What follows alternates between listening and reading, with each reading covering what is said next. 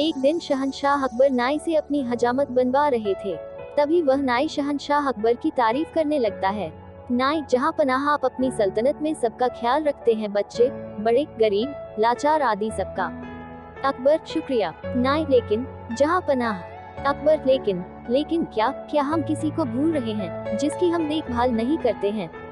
नाई, जहाँ पनाह, गुस्ताखी माफ करें, क्या कभी आपने बड़े बूढ़ों यानी कभी अपने पूर्वजों के बारे में सोचा है जो दुनिया छोड़कर स्वर्ग चले गए हैं? अकबर, लेकिन हम तो उनका भी ख्याल रखते हैं, उनके हक में हम दुआ करते हैं, उनकी याद में हमने शाही मकबरे बनवाए हैं। नाई, लेकिन जहाँ पनाह, कभी आपने किसी को स्वर्ग भेजा है अपने पूर्वजों की खबर लेने के लिए? उन्हें किसी चीज की वहाँ जरूरत तो नहीं है। अकबर, ये क्या कह रहे हो? कोई स्वर्ग जाकर वापस कैसे आ सकता है? तुम्हारा दिमाग खराब हो गया है क्या? कोई स्वर्ग की यात्रा करके वापस कैसे आ सकता है? नाई, जहाँ पनाह, मैं सच कह रहा हूँ, स्वर्ग की यात्रा करके वापस आ सकता है। मैं एक ऐसे योगी बाबा को जानता हूँ जो स्वर्ग भेजकर वापस बुला सकते हैं। वजीर अब्दुल्ला उनके भक्त हैं। आप चाहे तो वजीर अब्दुल्ला से कहकर आप उस योगी को बुला सकते हैं। अकबर, ठीक है, तुम कल ही वजीर अब्दुल्ला से कहकर उस योगी को बुलाओ। फिर अगले दिन वजीर अब्दुल्ला उस योगी बाबा को लेकर आते हैं। अकबर, वजीर अब्दुल्ला, क्या योगी बाबा दरबार में आ गए हैं? वजीर अब्दुल्ला, जी जहाँ पनाह, वो दरबार के बाहर ही खड़े हैं। आपकी इजाजत हो तो उन्हें बुलाया जाए। अकबर, जी वजीर अब्दुल्ला, उन्हें बुलाया जाए। योगीराज निरंजन बाबा दरबार में हाजिर होते हैं। योगीराज, अलख निरंजन, मेरा नाम योगी निरंजन बाबा है।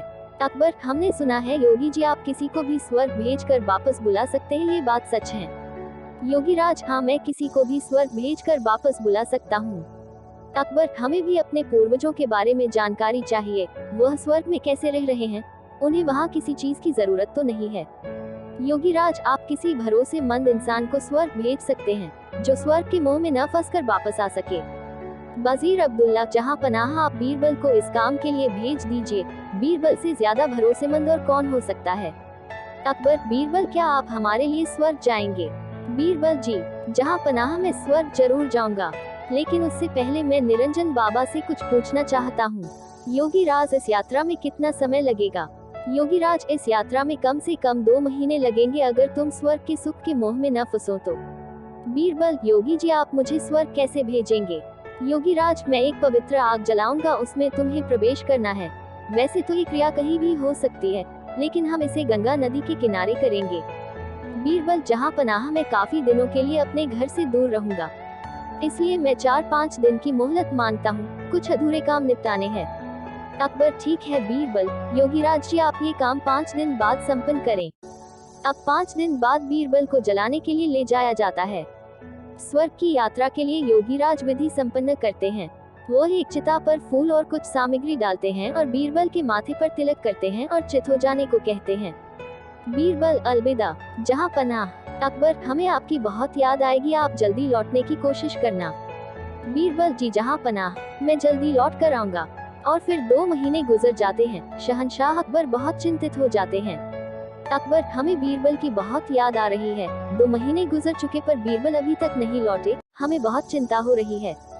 योगीराज का क्या कहना है, कब तक बीरबल लौट आएंगे? वजीर अब्दुल्ला, जहाँ पनाह, योगी बाबा ये भी तो कह रहे थे हो सकता है बीरबल को स्वर्ग के सुख बहुत भा गए हों और वह उन्हें छोड़कर न आना चाहें। अकबर, नहीं, ऐसा कभी नहीं हो सकता है। बीरबल ऐसा कभी नहीं कर सकते हैं, उन पर हमें पूरा भरोसा है। उसी वक्त वहाँ पर बीरबल आते हैं। उनके लंबे लंबे बाल होते हैं, लंबी सी दाढ़ी। अकबर उन्हें देखकर बहुत खुश होते हैं। अकबर, खुशामदीद, खुशामदीद, हमें आपको देखकर बहुत खुशी हुई और बताए स्वर्ग में हमारे पूर्वज कैसे हैं? उन्हें किसी चीज की वहाँ जरूरत तो नहीं है? बीरबल, नहीं, जहाँ पनाह, उन्हें किसी भी चीज की जरूरत नहीं है, वे वहाँ बहुत खुश हैं। अकबर, लेकिन बीरबल आपने ये बाल इतने क्यों बढ़ा लिए हैं?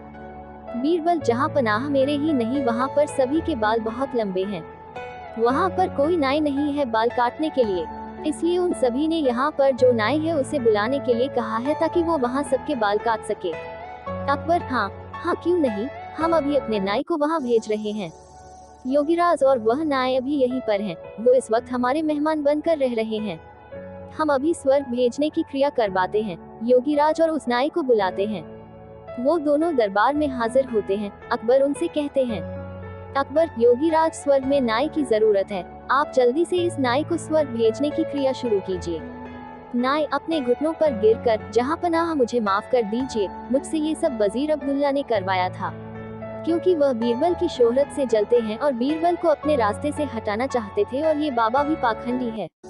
पता नहीं बीरबल उस आग से कैसे बच गए, लेकिन मैं नहीं बचूंगा, मुझे माफ कर दीजिए।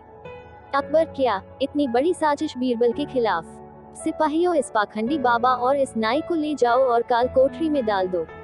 और तुम वजीर अब्दुल्ला, मुझे तुमसे ये उम्मीद नहीं थी। मैं अगर चाहूँ तो तुम्हें अभी फांसी पर लटका दूं, लेकिन तुमने हमारी कई साल हिफाजत की है, इसलिए हम तुम्हें इस देश से निकाल देते हैं। सिपाहियों, इसे ले जाकर सरहद के बाहर छोड़ आओ और फिर कभी अपनी शक्ल मत दिखाना। अच्छा बीरबल, मेरे बुद्धिमान दोस्त, ये बताओ तुम्हें इस साजिश का कैसे पता लगा? बीरबल जहां पनाह, जब मैंने योगीराज के मुंह अगम प्रवेश करने वाली बात सुनी तो मुझे लगा दाल में कुछ काला है। तभी तो मैंने आपसे 5 दिन की मोहलत मांगी, और मैंने उन 5 दिनों में एक ऐसी सुरंग तैयार करवाई जो उस जगह से सीधे मेरे घर को जाती है। जहां पनाह, जब योगीराज ने आग जलाई तो मैं सीधे उस सुरंग पर खड़ा था जो मेरे घर को जाती है। योगीराज के आग जलाते ही मैं सुरंग का दरवाजा खोलकर अपने घर पहुंच गया।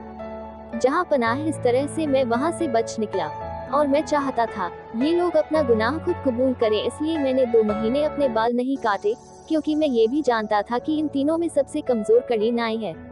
अकबर, वाह। बीरबल, वाह, एक तुम ही हो जो ऐसा कर सकते हो, तुम्हारे जैसा कोई नहीं। मेरे शातिर दोस्त, तुम ही ऐसा कर सकते हो। वाह बीरबल, वाह। बीरबल, शुक्रिया। जहां पनाह, शुक्रिया।